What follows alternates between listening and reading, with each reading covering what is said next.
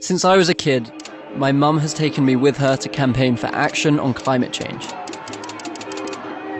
That's her, and unfortunately that mop of hair next to her is me. She always taught me to stand up for what I believed in, to dare to imagine a better world to live in.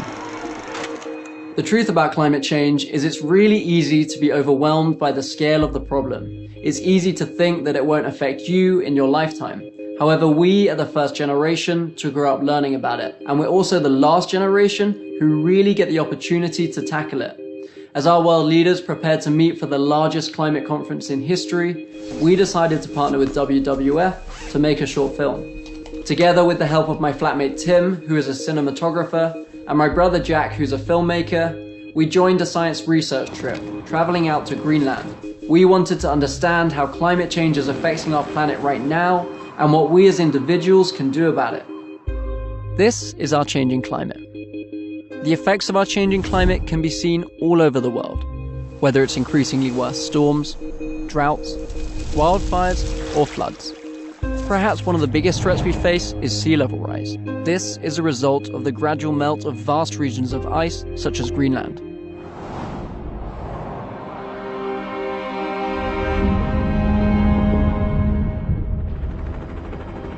In the last 10 years, Greenland has experienced its fastest ever melt, both of its ice sheet and the surrounding sea ice. While the loss of sea ice threatens wildlife and the traditional practices of the local people, it's the thinning and the melting of the ice sheet that is threatening to increase our global sea levels. And that is a problem that affects everyone, everywhere.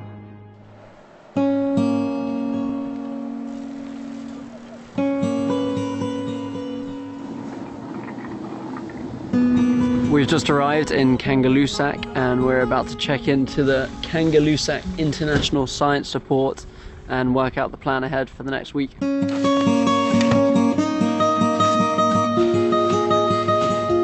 Joining us on the trip would be one of Britain's leading glaciologists, Dr. Alan Hubbard, and the head of polar operations for WWF, Rod Downey. Alan has been visiting Greenland for the last 20 years, setting up vital experiments in order to investigate the rate at which the ice sheet is melting and how this will affect our planet. The next morning, we wasted no time, meeting early at the airport in order to board a helicopter headed north to a glacier known as Jakobshavn Isbrae. Jakobshavn is one of the fastest retreating glaciers in the world. Scientists have been tracking the speed of retreat for over a century, and it's this data that allows us to see how rapidly the loss of ice is increasing year by year. So tonight we're going to camp out next to the glacier, and what are we going to be doing when we're there? Yeah, we've got a night or two here, and the idea is basically there's a bunch of time-lapse cameras that have been set up at the front to monitor the retreat and the carving at the front. And last month, a really massive iceberg, 14 kilometres squared, broke off the front. So it'd be really neat to get that imagery and to see how the front and the glaciers responded to that carving event.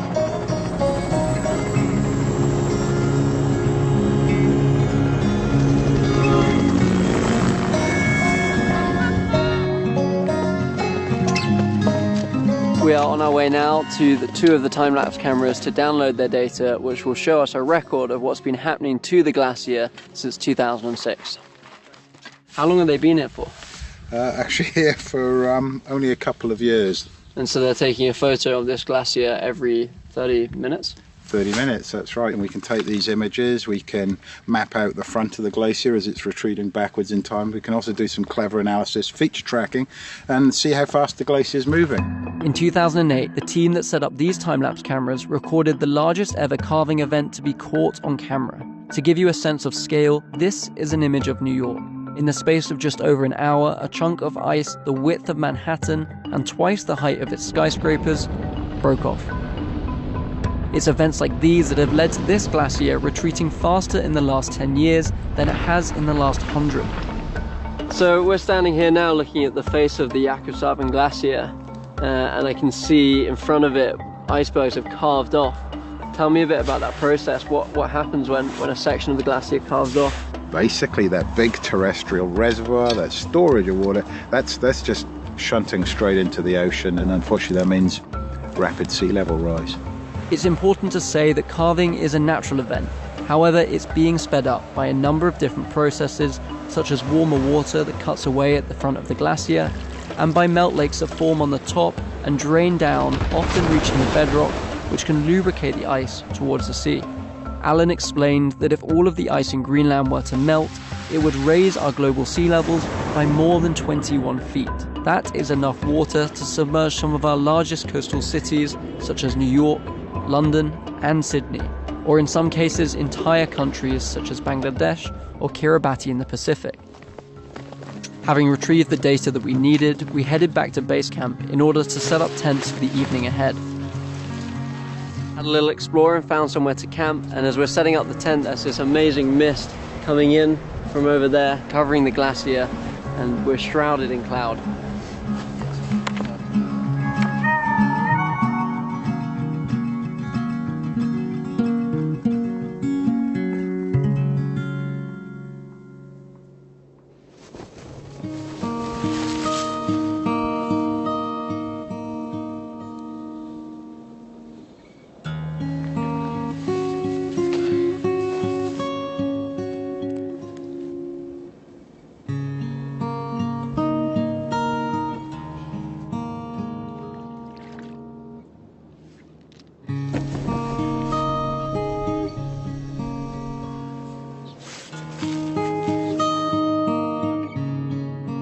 After breakfast, we left early to travel this time to the edge of the Greenland ice sheet itself. We're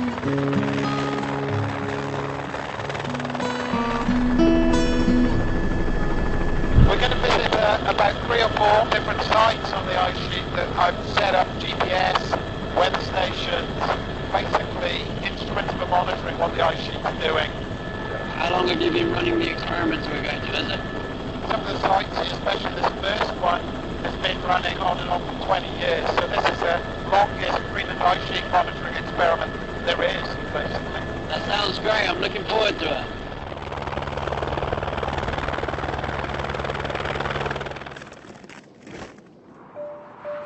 So we're stood up here on the Greenland ice sheet, and Alan, the scientist behind me, is working on some of his experiments that are measuring the levels of melt and the speed of melt. So, Alan, you just drilled that into the ground, this contraption. Yeah. Tell me about it. What does it do? This is a precision GPS, so it's like your handheld ones. Uses satellite signals orbiting the Earth, comes in here, but this thing allows us to work out where the center of that antenna is at millimeter precision. Alan's experiment is actually incredibly simple. He places a 15-foot long pole into the ice sheet. The GPS on top tells us which way the ice is moving, and the pole itself tells us how much it's melting. Over the last decade, Alan's data has recorded over 140 feet of melt, which is the equivalent to the height of 10 double-decker buses. After helping Alan reinstall his experiments, we left the ice sheet in search of a good place to spend our last night in Greenland.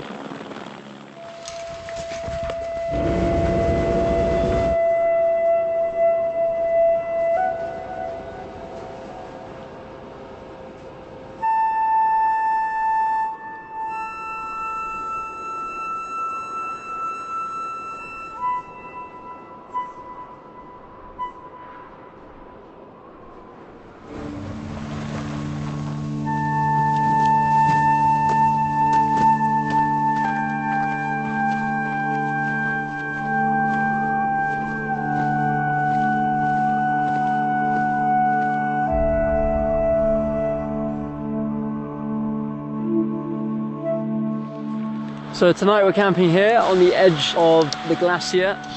It's a rather picturesque spot to be camping.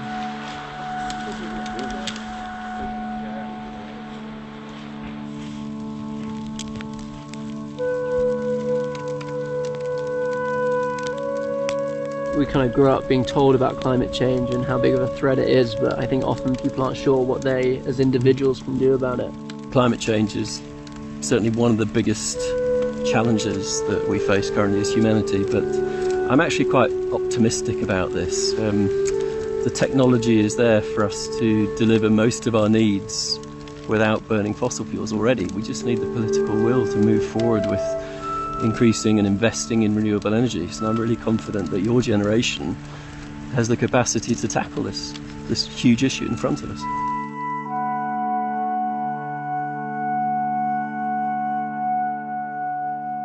Rod was right. If change was to happen, then our generation would need to stand up and show that we care. People are gathering in cities around the world. They're rising up in hope and solidarity and determination to change everything. We are standing at the front of the climate march. Everyone is gathered here to fight for a better, cleaner future. This amount of people on a Sunday when it's like this weather, it means something. It's amazing, and it's happening all around the world. On the 12th of December 2015, the conference in Paris became the first in history to get all 200 countries to sign a binding agreement. Paris is not the end of the story. It's now more important than ever that we continue to put on pressure and make sure these promises are kept, to transition away from fossil fuels towards 100% renewable energy. In other words, this is just the beginning.